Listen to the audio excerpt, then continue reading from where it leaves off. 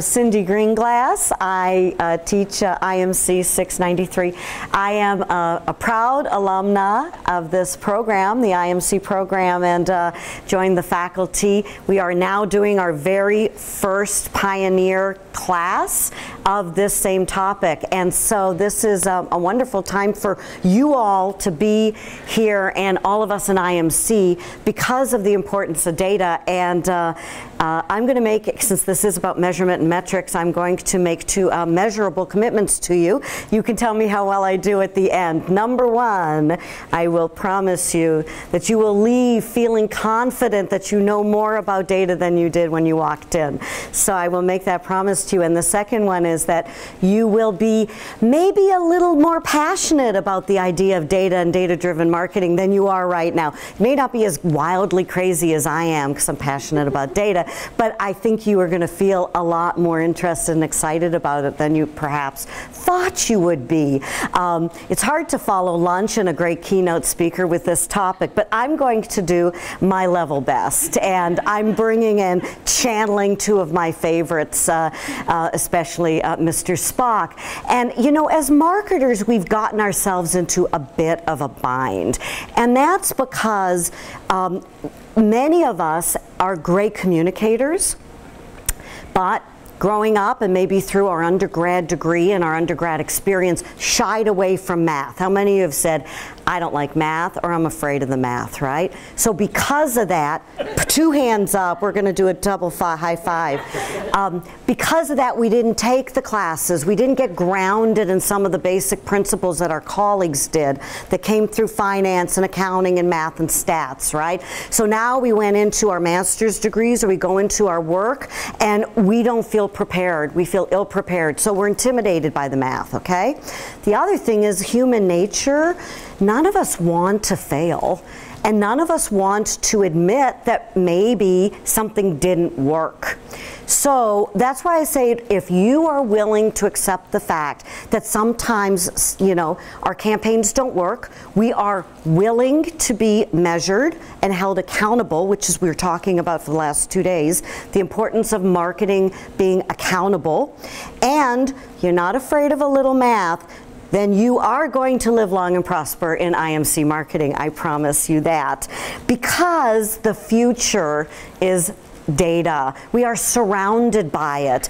There's a great book, it's called Numerati, if you're interested in this, that say that the next huge discoveries of the second half of the 21st century is going to be in mining the data, finding the trends, finding the history and experiences in data. And that's because there's so much of it, right? We can be overwhelmed by it, or we can embrace it. But math's the easy part. We actually can understand math relatively easily if we, you know, accept, because it's a roadmap. There's columns, there's rows, there's formulas, there's well-accepted practices of the math. So that's the easy part. The hard part is what we do, and that is trying to figure us out. The hard part's human behavior. It's trying to predict what people are going to do and why we're going to do it. So I can help with the math part. We can learn the metrics and the measurement, and then we all have the fun, more interesting part, which is trying to figure out what to do with it as communicators and as marketers, how to take that metrics and measurement and determine how to predict what our behavior is going to be of our customers, our prospects, and how that engagement should be molded and what it should look like. So that's the fun part, I think. We are going to try and mathematically model all of our behavior over time between the Internet of Things that we now have and all the different social media that we have. We are getting closer and closer to trying to predict more and more human behavior. And this is where big data comes in. Now, how many of you heard of big data? The term big data. Okay, so I think big data needs us, because I think that's like the worst name ever, right? I think they have a branding problem. Big data is kind of strange terminology, and I do have a confession. I used to think that big data was a bunch of hooey. You know, big data, big what, so what? It sounded kind of goofy, and it was a lot of hype, and I figured we'd have a little bit of this chatter because it was the newest thing on the radar and it would just go away. Well, I will admit to you that I was wrong. Imagine that. I actually will admit I was wrong. Like I said, we can't be afraid to be wrong. And I've really changed my mind about the importance of big data. And big data is really a big deal. It really is. So don't take my word for it. Let me share with you why I think big data is a big deal. I'm going to see if I can get this one right. They showed me how to do this. Right? There we go.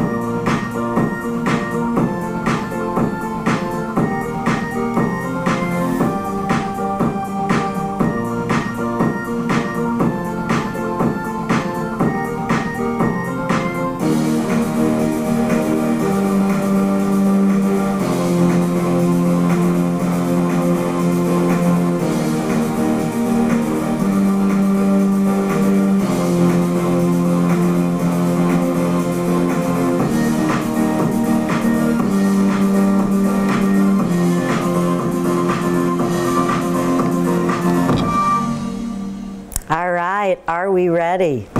Do we think we're ready? Are you ready to be part of the data revolution? So isn't it exciting when you think about it? Okay, we could be leading this charge. I told you we were going to get excited about this. So it is a big deal. And I'm going to come back to big data in a little while, but first let me explain the difference between what big data is and what big data isn't. There's big data and there's little data. And big data doesn't just mean a lot of data, although we often think that that's how we refer to it. We are overwhelmed by a lot of data. That is not what big data is. We're going to talk about big data is unstructured data. It's a certain kind of data. It doesn't mean a lot of data. Okay, so we'll get to that and we'll talk about it. But I'm going to bring us back down to some marketing concepts that we've been hearing for the last couple of days, concepts I know that you've probably been hearing in some of your IMC classes, and bring this back around to data, metrics, analytics, and big data. We will come back to it. So I want to talk about the difference between market share and customer share. I heard about this morning. We had a conversation in the session this morning. We were talking about customer share. I've had a number of the sessions have been referring to it. So there was a time in marketing when we wanted market share. We wanted to dominate a market. And there are some situations where a company wants to, their primary goal is to dominate an entire market and own as much as they can market share. But that's really not what we're all about these days, is it? We're about customer share. We're about having the most profitable, best customer relationships that give us the highest return on our investment, customers that give us long lifetime value and will be profitable to our business. So we're more about, we hear terms like share of wallet, share of customer, right? This is more what most companies are focused on. Not every customer, but the best customer. Well, if we believe that we want to have the best customers, then, and we want to own their share of mind and their share of wallet, then we have to understand some basic fundamentals about them. We have to understand how many of them there are, how large is the target market and the audience, how often and frequently do they want to be communicated with, what's that relationship look like, quantify it, how many times are they going to buy, and what's their fundamental profitability. And I know that if you take Dr. Jones' class in direct marketing, you probably will know this as recency, frequency, monetary value, customer lifetime value.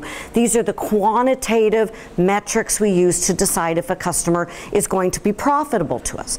So we get that customer segment, and then what do we want to do? We want to communicate with them and engage with them to stay top of mind so that when they are in that zero moment of truth, like we heard in yesterday's keynote, that they're going to think of us as opposed to our competitors. So this is a concept, if you buy into that, we need to understand some basic fundamentals about our customer mix. And those are all metrics that we can draw on. But I want to say that we have very, very few customers. We have a lot of triers and buyers and very, very few customers. And what do I mean by that? I get to use chalk, so I have to. I can't help it. You know, in an online class, we don't get to have this fun. So I'm like, yes, I'm in a classroom. I get to have some fun with some chalk. Okay, so are you familiar with the concept, the Pareto Principle? Often called the 80-20 rule, okay? Named after a fellow named Pareto. So the 80-20 rule says that 80% of our business comes from 20% of our customers, right? Small percentage of our customers account for the lion's share of the revenue of our business. And the vast majority of our customers, the 80% of the customers, actually contribute a small amount of revenue. So what happens? We as marketers go out, and we used to go out and try and get new customers. Now we're talking about this environment where the customers are coming to us. We have to make ourselves available in the consideration set because the customer is in charge. So we have customers coming in to our buying our products and services. They're coming in, okay? They show up on the radar screen and they buy something, they engage, they interact with us. They're trying us out. I call these the triers. First time on your radar screen. First time they come in. Maybe, you know, people call them, these are not leads or inquiries. These are your first people that buy from you, that get into the sales transaction. Do you know why they bought from you? We'd like to say it's our wonderful marketing efforts. We'd like to say it's because we can track that. But a lot of times we really don't know what the primary motivator was that put them into that first transaction that tried us. Okay, now they come back and they buy a few more. They come back and they're buyers now. They're repeat transactors. Again, do we have 100% of their share of wallet? Do they buy just from me and they don't buy from, you know, Bill or Rebecca? They're only buying from me? I don't know that, but I know I'm getting a portion of their share of wallet. So then I get The person who only buys from me. They'll only buy my product or service. Yesterday, he called it, I loved it, I had to write it down because I said, this is so awesome. People who will defend you when you're not in the room. I thought that was a great description of a customer, a true customer, a brand advocate. That's nirvana, right? That's that 20%. Okay, so do I have anyone in here that only uses Crest toothpaste? Any Crest onlys? Any Colgate onlys? Okay. Anybody who will buy it doesn't matter. Whatever's on sale, okay. The buy whatever is whatever you don't mind, okay? You're sitting here, right? Okay, Crest onlys. I'm a Crest only. I wouldn't touch my husband's Colgate. I'd rather not brush my teeth than use his Colgate, okay? I'm here. But I have no idea. They don't know why we're a Colgate or a Crest loyal. We do know if it's on sale or I can drive you to a transaction because of convenience, I can get more of these people. But how do I get these people, right? That's the big thing. Unlocking the power of figuring out how a trier becomes a buyer and then who these people are because we want more of them, right? Well, I kind of think that this has to do with data. And I call it the 3 C's only because my name starts with a C, so there's no magic to it. But we do talk about demographics, psychographics, and the last one, which is not infographics, what you normally think of in the visualization. But demographics, consumer demographics, your owns versus rent your home, age, income, presence of children, the data elements we know that can define an individual on a business, SIC, size of business, revenue, whether they're an independent single location or part of a corporation. These are the demographic data elements. This is little data. We can get at it, it's manageable, it's identifiable. Psychographic, a little harder to get to, gets to why I buy, what I like. Am I a brand buyer? Am I a bargain hunter? I can get at psychographic data too, it's available now. If you look at patterns of buying behavior, I can start to get at it. I can see if somebody always buys domestic, if somebody has a domestic car versus a foreign vehicle. I can, so psychographics is still a little harder to get at, but still within the realm of easy in comparison to the third one. We're coming back to that big data challenge we have. This is, what are people, where are they going to communicate? Where are they hanging out? Where's their social network? Where's their community? And how do we communicate with them to be part of the conversation or influence the community?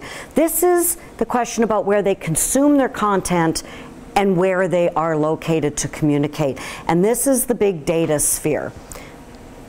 So let's go back to big data. What big data really is. So technically speaking, big data is unstructured data. It's what we call blobs. They're literally called blobs. That's what I'm saying. They really need some good marketers, don't you, to come up with some better terminology than big data blobs, don't you? But, what can I say? There's a lot of IT people that need some marketing expertise here. But ultimately, big data is the data that resides in emails, in videos, in Snapchats, in all of this, mostly the social media and the online environments where it's text-related, image-related, video-related, and you can't easily put it into rows and columns.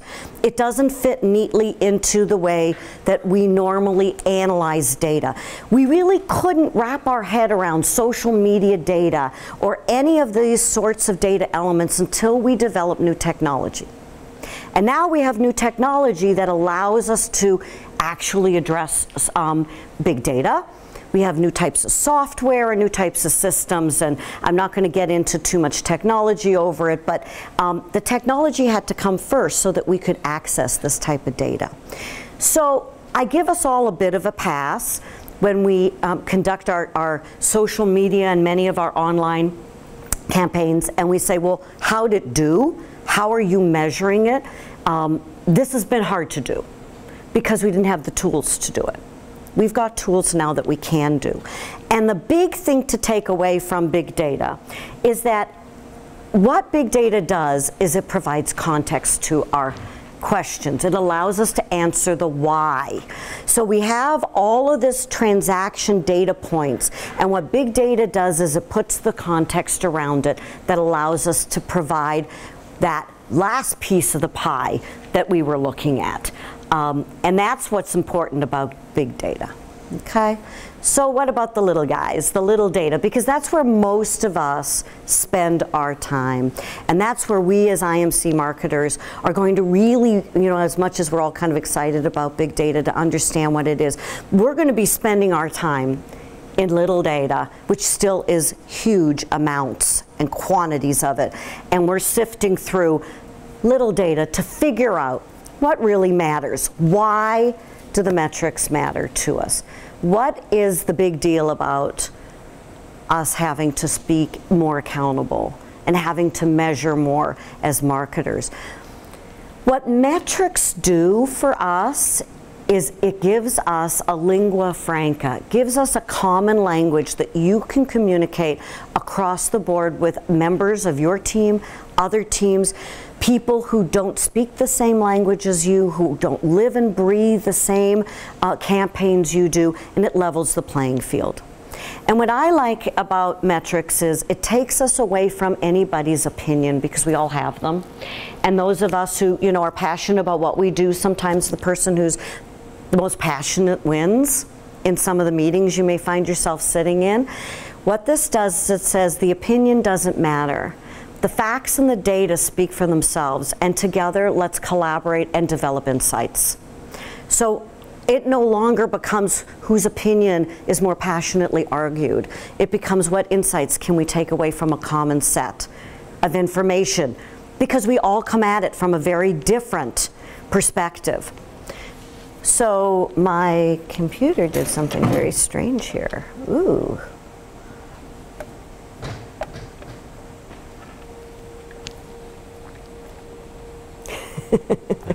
Isn't that kind of weird? Oh, good. All right. All right, but don't take my word for it. What we're going to do is we're going to hear what Bill Gates has to say about why metrics matter. Just one moment. One moment, please. It didn't like that one? What's the name of that one? No.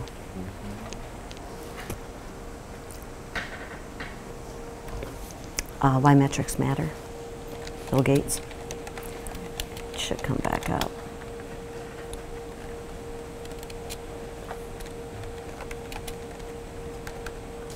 Do you want to do the Bill Gates 2013 letter?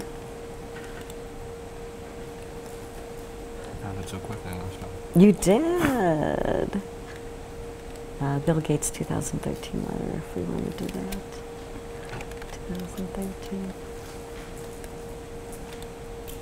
Is that the letter? Oh no.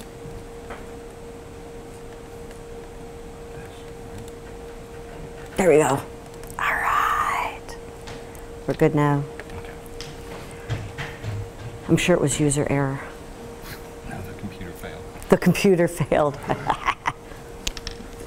Oh, you want me to distribute them? Yeah.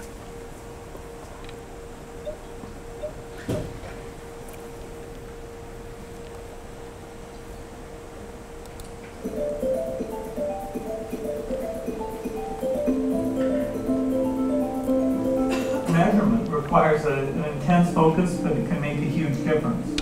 Foreign aid is more impactful today than ever before. We adopt programs that we can actually measure whether or not they're working. Are we getting the bed nets out? Are people getting the ARV medicines? Is the farmer's productivity going up? Well, in the case of polio, you want to go back and see, did the campaign get 90% of the children? Okay, which vaccination teams did their job, which did not? So you can constantly see, where are you making mistakes? What do you need to change?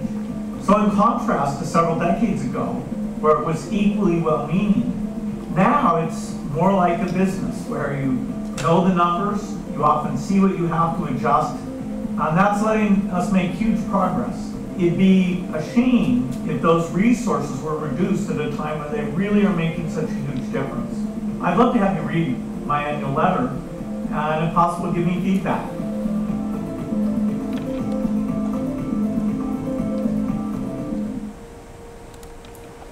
So here you have Bill Gates talking about, for a major nonprofit philanthropy undertaking, about the importance of metrics, about having a scorecard, about having a way to measure your outcomes so that he can impact the cause in a positive manner. So metrics isn't just about business, right? It's about even in philanthropy. So let's get started and let's talk about how we apply these metrics. And I know I was talking at the break about, you know, how often we use car analogies. So I was ran into a friend of mine. He lives in central Wisconsin on a dairy farm and hadn't seen him in a while. He said, so what's going on? What are you up to? And I said, oh, I just bought a car. He said, that's cool, so did I. I said, I just bought a red car. I was really excited about a red car. Because so did I just bought a red car. Isn't that cool? We both bought a red car. Okay, we both bought entirely different red cars, okay? Which one do you think he bought, the dairy farmer in Wisconsin, and which one do you think, you know, the urban girl in downtown Chicago? Yeah, I bought the little Hello Kitty smart car. Okay, so, but I said, well, what were you looking at when you were deciding what car you wanted? Mileage, efficiency, cost to maintain ownership. We were looking at the same metrics to determine which car we wanted. But the difference was my requirements, because of where I lived in an urban, highly dense city. What was important to me? I got to get in and out of really little parking spots. I got to shove this car in, and I don't parallel park very well. I'm not going very far, so it doesn't have to be fast, and it's got to let me get to where I got to go, and I don't want to be parking in the big parking garages. He has to get 40 miles just to get some supplies for his farm. He's always driving on big open roads. He likes high performance vehicles. He was looking at a really different car than me, but we were still both looking at the same criteria to evaluate our purchase. So that's what metrics does. It allows us to look at the criteria, but you have to put those criteria into the context of our campaigns and our objectives. The same criteria will be applicable or not based on what our objectives are of our campaign or what the context of our marketing effort. So yesterday we had a wonderful keynote who gave us a website where you could go and you could match up all these different metrics by the different types of media or channels or efforts. And so that's a similar thing we're going to talk about here. But in this class that we're teaching now, I have distilled this down to the top 15 metrics that if we as IMC marketers don't look at anything else, these are the top metrics that we really, really need to pay attention to. And I'm going to share those with you. So let's look at the top 5. What are the top 5 on our scorecard? And I think that these should look pretty familiar to everyone in this room. We've got obviously some of the real common ones, but I do want to focus a little bit on churn and customer satisfaction. Okay, churn. We know that our ability to retain and hold on to existing business has a direct impact on profitability. Therefore, as marketers, we are focusing not just on customer acquisition, but on customer retention and on decreasing our attrition rate, the loss of customers, because it has a direct impact on the profitability of the business, right? It costs more money to acquire a new customer than it does to retain an existing. So churn rate is extremely important. How else do we look at it? Retention or lack of attrition, but churn is also tied to customer loyalty. Loyalty programs that are developed not just to get you to buy more stuff from a company, but if you are loyal, you are less likely to go somewhere else, right? You're less likely to leave.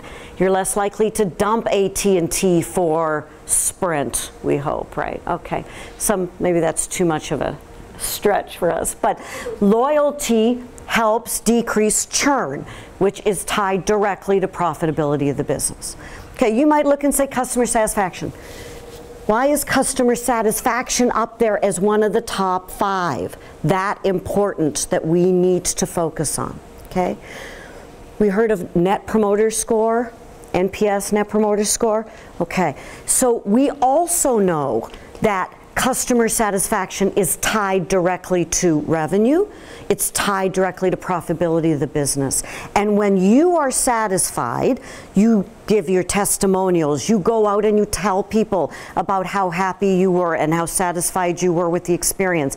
And therefore you become an advocate for the brand, and you have the ability to impact other people's decisions about who they do business with.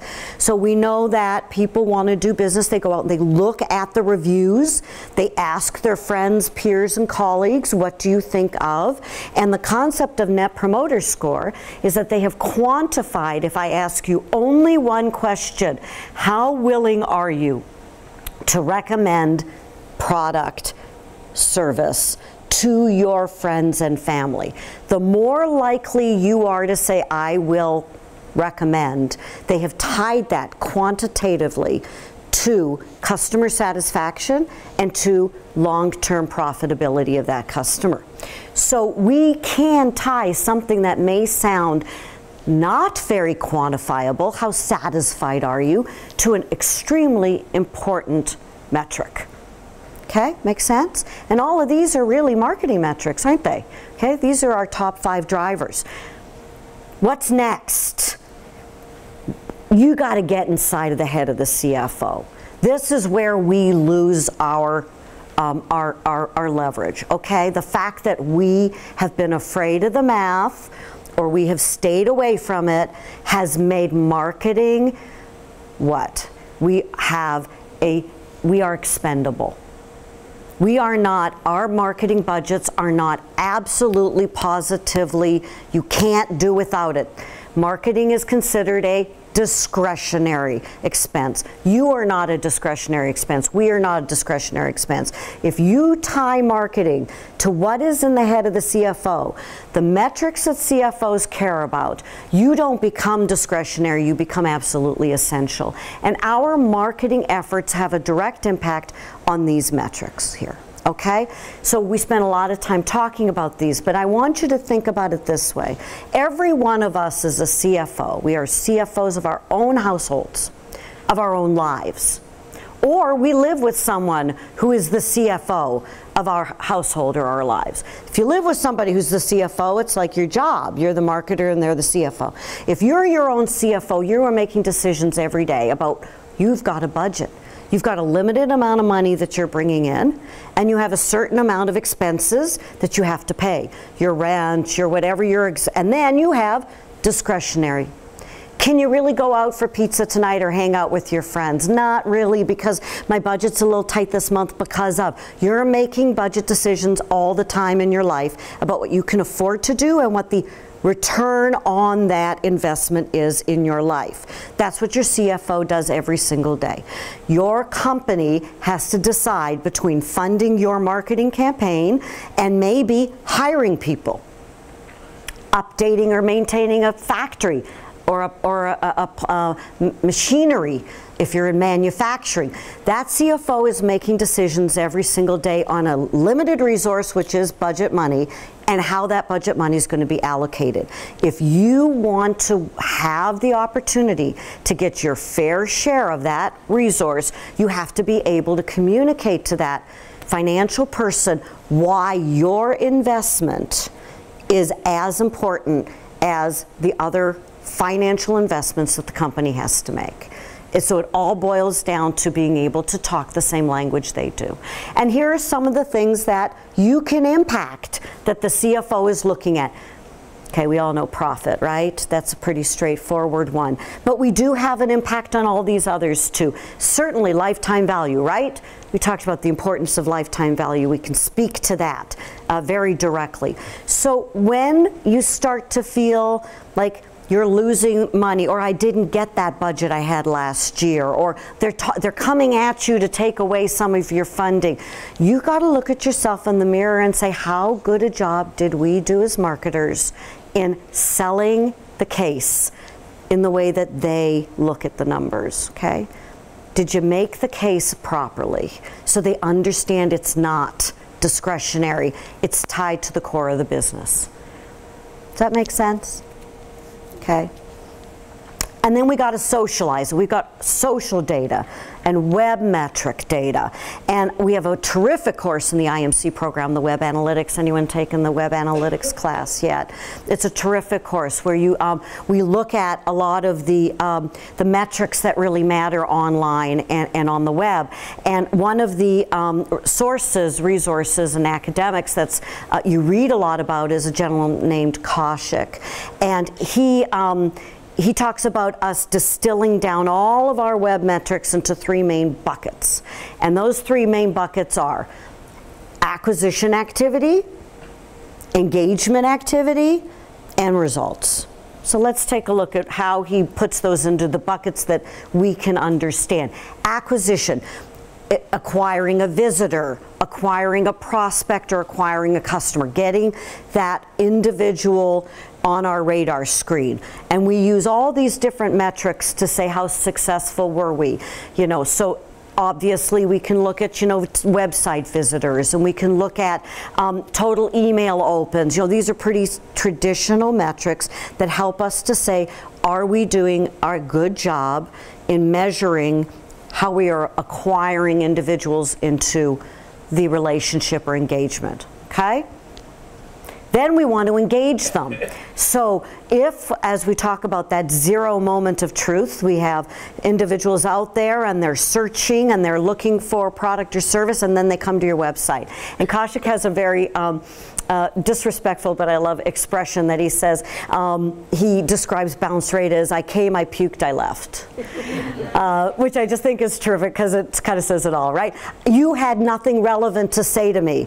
This basically says I didn't target correctly, I didn't have anything relevant to say, and I had an interested party who I just did all of the right things to get them to my website, to my community, and then I screwed it up, okay? So these are some of the metrics you should be looking at to say, am I doing well in the engagement? Now that I finally got them to the dance, are we learning the 2-step? Are we doing a good job at that dance? And so these look pretty, you know, time on site. Why do we care about time on site? If you are an e-commerce site, time on site may not be a real important metric for you, because really maybe for an e-commerce site you want to get them to an acquisition or a purchase really quickly. You don't want them lingering for, you know, 5-10 minutes, and so time on site may not be an important metric. If they're spending too much time on site in an e-commerce site, that tells you that your e-commerce site may be making it hard for them to make a purchase, okay? But if you are a content site, let's say you're even a school, and you are providing a lot of good content with lots of pages, you've got blogs and interesting data and different information content on your site, and you got a low time on site, maybe it's a different problem. Maybe that you are concerned about. You want people to spend longer on site if it's a content related site versus an e-commerce site. So remember, this goes back to me saying it's the same metric, but it means different things to different people based on what your goals and objectives are. Okay? And then the third set that he talks about is outcomes. At the end of the day, were we successful? This goes to our conversation about, are we worried that we are going to be measured and held accountable? Well, we shouldn't be worried about it. We need to be held accountable. And how do we look at whether we are successful or not? Return on advertising spend is some of them that most of us are familiar with. But look at some of the other ones that may be on here. Again, there's that customer satisfaction. Should we be looking at a measurement of our success online? How satisfying was the user experience online? That's a great measure we should be looking at. And we have some social media outcomes too we should be looking at. This is again going to that big data. In the beginning, when we started doing a lot of we realized that we were doing a lot of social media, and we really had no idea how to wrap our heads around what we should be measuring. And now we have these terrific tools, sentiment tracking tools, the ability to say, is sentiment good or bad? Is it positive? Is it negative? Are trending? All of this now is available to us that we can layer in. But let's look at just a few basics. So, How many times are you mentioned, and is it positive or negative? Okay, that could be simple. How many referrals, retweets, forwards, refer a friends are you getting out of the campaigns that you're doing that allow you to then quantify, not just it was a great word of mouth buzz, but I can quantify this now, right? So I've thrown around a lot of different metrics, all right? A lot of different data points, because up until now we're talking about data points. And I really want to talk about something that I'm passionate about, and that's the concept of the KISS principle, or technically known as parsimony. Keeping it simple, right? KISS, keep it simple, stupid. We used to, we can call it that. But the theory of parsimony says, in math and in science and in statistics, all things being equal, the simplest answer is usually right. All things being equal. So we have a tendency to look at all this. That's why sometimes we hyperventilate. Oh my God, my eyes glaze over. I hope your eyes aren't glazing over, because I did go through a lot of metrics there for a while. But I want to bring you back and say, at the end of the day, keep it as simple as possible, because we can't absorb all that data, all those data points and all that information. So let's keep it simple, okay? And keeping it simple means we now have to analyze all of that. And we want to analyze it to distill it down to one basic word. Why? What does it mean?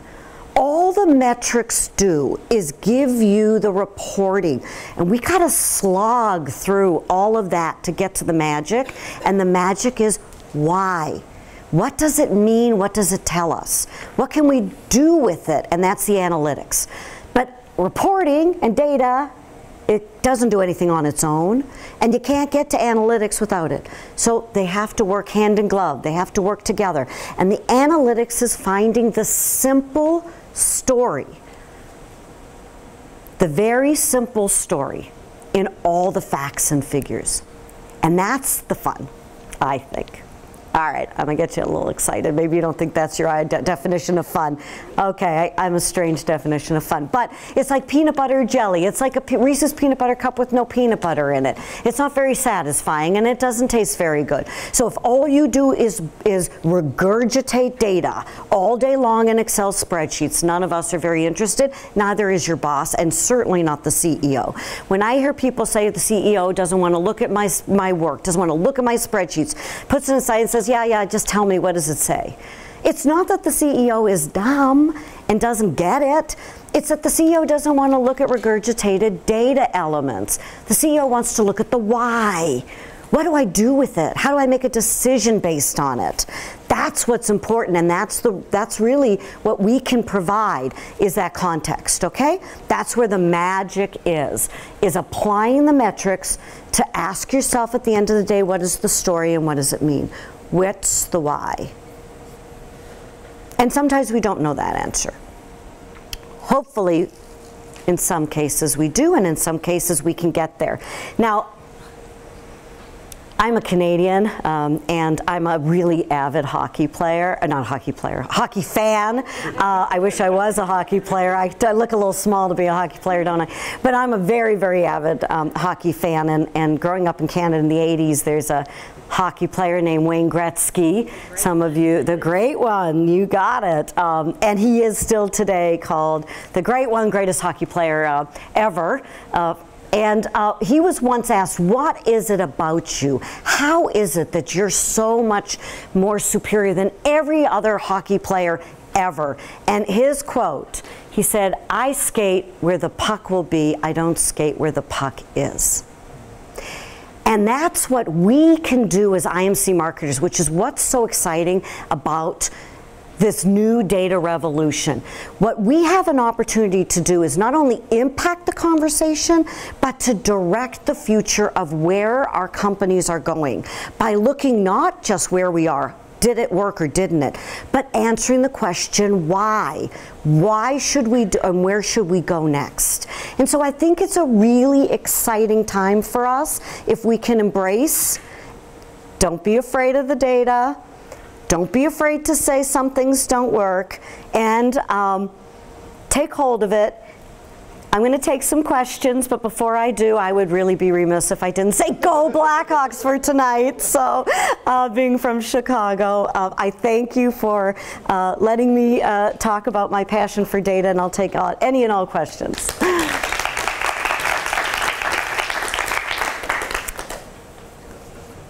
Anyone have a burning question? Something I said that didn't make sense even. Rebecca. Everything made perfect sense. Thank you. I wanted to talk a little bit about big data and privacy. And living in Washington, we're faced a lot with what's happening with big data and the regulations around it. Do you have any thoughts you can share? Big data and privacy legislation and what's happening with the with privacy and legislation. So it's a really good question. I think that most of us are real concerned about our privacy in general. And up until now, we have been given the privilege of self-policing. And there's a big debate whether or not we are capable as marketers of policing ourselves appropriately or not. So there has been a lot of legislation that has been brought about in Congress. I know that Carper has a new bill that he's introduced on data privacy. But there are, up until now, really only 2 data privacy bills that exist. There's HIPAA that regulates what you can and can't do with people's health care and health information. There's 3. There's COPA, which is what you can and can't do with children's data, or the access to data for minors. And the third one would be financial services data, right? So your credit data and your financial, under the FRCA, is that the FINRA or the FRCA Act, right? So those are right now the only data that is actually legislated. And so right now we are trying to walk a very fine line. Just because it's there doesn't mean that we should be using it. And we're trying to say, if we don't police ourselves as an industry, we will be legislated out of what we are doing. And when the government gets involved without understanding the benefit that some of this information has to creating relevant dialogue, then they're just going to take it all out, and that will send us back quite a ways. So it's an excellent question. We are the only country in the world that has free access to data. That the rest of the world does have much, much stricter data laws than we do in the US. And so to the extent that we can protect access but protect privacy, we have to figure that one out together. Yes? Part of the role of protecting privacy and the ability to crunch the data, the responsibility to educate the consumer on their own usage and what they provide as data. Yes, the importance of the onus being on the consumer about how much data they provide. Some of it, I mean, advice and consent, right? There should always be advice and consent. This is available, you're making this available, and that you are consenting to say what are the consequences of making that data available. So many people in society are rapidly consuming and using the technology without even remotely understanding what they've already consented to. Correct. And the public forum that they've entered into, as well as the loss of control and the handing over their data. And not just data, visual, consumable, social data, but audible data. Like, you know what I mean? There's so much that people just kind of moved into it, and they've got some notion of prehistoric law that doesn't relate because it's written on tech. Right. So we have, even if you think about the Internet of Things, we're moving all the wearable devices that's capturing all that data. That's big data. That's really big data, okay? So we're all very enamored with the fact that we have Fitbits and we have all these Internet devices now attached to us that tell us how many steps we walk, whether we sleep well, we don't sleep well, and all that. There is no way to erase that data from those devices. There is no, just think about that. There is no way to erase that data. Those devices do not have an erase mechanism of any kind. Now they're talking about putting them into clothing, into your wearables, that'll help you to understand if you're working muscles you should. It all sounds terrific, right? And there's all this tremendous positive outcomes from all that big data if it could be analyzed. Could help doctors to maybe predict that you've got too much muscle strain on, maybe you just had shoulder surgery.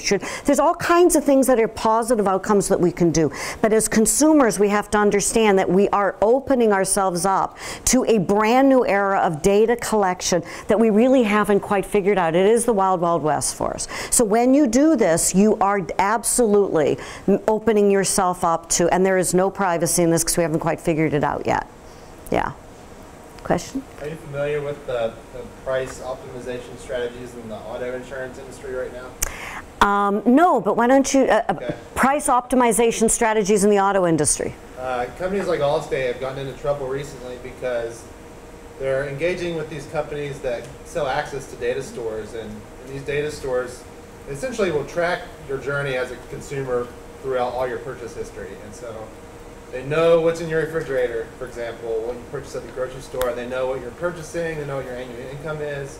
And so companies like Allstate have used this data to offer you a price which is optimized for your living.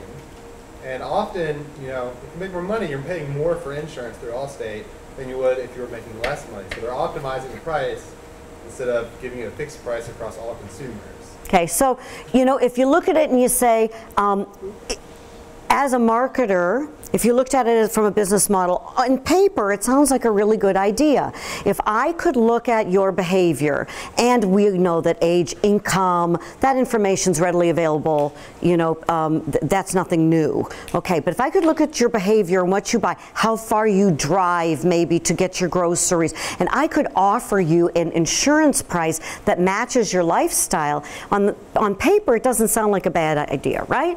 So you could say, you don't drive that much, you're just going to the local grocery store that's 2 miles down the road and back, you go to the soccer field and back, you don't have a lot of demands on your car, I'm going to offer, and you maybe have a modest income, I can give you a very good price for insurance because you don't need the big hefty premium, putting 40, 50 miles a day on your car in a high, in a high risk area. So this goes back to whether we are making the right business decisions with the data we have. I don't, in principle, object to the idea of using information for making it a more relevant experience for the consumer. But what we have to do is think about, are we price fixing? So that's where, do you cross the line over from making it a relevant communication and a relevant marketing message to, now I'm price fixing in the marketplace? Is that what you were thinking of? No. Oh. To piggyback on that, there's a dark side, and it's not price fixing. They're also getting into the psychographics, and they can have a pretty good idea of when you will object to a price hike and when you won't. All right, so the dark side of data, that you can pretty much know when you're going to object to a price hike or not. Okay, so we heard about who was it that said if you do, one of the airlines that said if you do searches on a Mac, you are more likely to pay a higher price for an airline ticket than if you do a search on a laptop. And so they were actually serving up different prices of airline tickets based on the device that you were using. So like anything, there are going to be bad actors and bad behavior in anything. So, that's our responsibility to police ourselves. And if not, to have mechanisms in place that protect us as consumers. Can you talk a little bit about how to educate upper management or a client when they have either no idea of what analytics are, or if they have an outdated idea, say they think page views is the most important thing they could have for a website, or how would you go about that, or what would you recommend? How would you educate upper management, senior management, or start that dialogue? So part of what we do address in this class, I'm a big fan of data visualization. I think part of our problem is that as humans, we don't, a picture's worth 1,000 words. So being able to visualize something helps to give us a common language that numbers tend to not tell. So I would say you want to start by telling this story. Everybody likes a story. Find a goal, objective, or something that's important to that individual that you're speaking to. So I always want to know what most CEOs will say, what are the top goals of the company this year? What is on that CEO's mind? Find out, we have to grow the business by X%. We are going to enter into a foreign market. We have competitive threats. Find one thing that you know is important to that individual. And then back up and figure out how you have an ability to bring a discussion or some dialogue to that conversation. So let's say it was our business is under attack from competitors and we have to hold our own in a very competitive market. And then you want to have a discussion about how your website could help to impact answering that concern that they have. So you start the conversation saying this is a key, important, strategic goal of ours as a business. And here's how websites, and I would use third-party endorsements, say here how websites through Forrester research or Gartner research, some very credible third-party research that has financial metrics based, are looking at the impact that optimized websites have on competitive advantage. Oh, that's very interesting. Now, here's what our website's doing. And so this is the kind of metrics I can bring to the conversation. So you tied it to something they care about, number one. You brought in a credible third party, number two. And then you said how you can make what you do relevant to that conversation. Does that make sense? I have a general question. At the place where I work, we have a central office that also has a marketing department, and then we have individual marketing departments at each. I work at a community college. So we have a central system for the whole state, and then we have our individual colleges. Our central office uses data in a way that looks good, but doesn't actually impact us. They use the data to trump up the numbers to make it look like they're having a different impact than we actually see at the local level. And we know this as individual colleges, but they're using the data as sort of a defense for the tactics they're taking, but we know that it's not actually impacting us. So I guess I'm trying to figure out how to counteract the data they're using, and they're manipulating it essentially in a way that makes it look like they're having an impact. So the question is, you've got a data set, and the concern that a different group within, headquarters is manipulating the data to tell the story that they want, and it's a different story than you would tell because you would interpret the data to be differently. This goes back to our lingua franca. So you've got to get the raw data, right? So you have to have access to the same data that they're looking at. And politically, I can't tell you that how you would maneuver or carefully around telling somebody that they're torturing the data to tell you what you want it to hear. But I think that if you can get at the same raw data and start a conversation that says that, well, that's very interesting, you interpret it this way. That's where we get to the insights in the room that says, here's the raw data. I interpret that data to mean this. And you see that data to mean something else. Let's have a conversation. Why do you see it that way and why I see it this way? But you have to be looking at the same data set. You can't look at the outcome analytics. It's like stew. That's another thing. I hate stew. I just do. Because I never know what's in there. It's like 3-day-old meat and a bunch of potatoes, right? So I like my meat and my potatoes and my vegetable on the plate separate. That's how much of a data geek I am. Isn't that terrible? And what I don't like about stew is I can't tell what's in it. So if you don't see the data set, you're just looking at the outcome of the results, then you're getting stew. Now, if you trust the chef, it's okay. But if you're in a restaurant, I never order stew in a restaurant that I don't know the chef, right? Because I don't know what I'm getting. So I'd rather have the 3 on the plate and I'll mix them up with myself. So get to the raw data if you can. Okay, how are we doing on time? I need to wrap it up. Should I take one more question? Okay, go Hawks. What's the score going to be tonight? No. All right, one last question. Professor. I've sort of got 3, but Uh-oh. first one's easy. So I took more notes in your session than any other, so Well, thank you, Professor. Thank you. good takeaways. I guess and I teach direct marketing along with Susan, but what I tell my students is, and I'm a believer in the analytics, but what it all comes down to, especially if you're the CFO, is what are the profits? What are the sales? Right. So sometimes I see people getting lost in how many click-throughs, how many likes, and some of these nice to know, but what do you agree that really it's the bottom line? Yeah, I think it's those ones that we saw. I mean, at the end of the day, this is what they're all about. This is what they're all about, right? Like the main ones, but you can't get to profits without the journey that gets somebody there. And so if you say, likes and click-throughs, click-through rate actually is a really important metric to help you understand whether your search engine marketing is working. You're buying all these keywords. If you have low click-through rate, it really isn't important to the CEO at all. See, I sort of start, when I was at AAA and at Ford, I start with the profits. Here, we invested this much money and we made that much money, and everything was great. Then you didn't have to go back and try and tweak all those other areas. Right. But some metrics are tactical to help you optimize what you're doing, and some metrics are outcome and results oriented. Profits, we made money, we made more effective margins. Click-through rate is a tactical metric that helps us as a marketer understand whether we are optimizing our tactic in a campaign.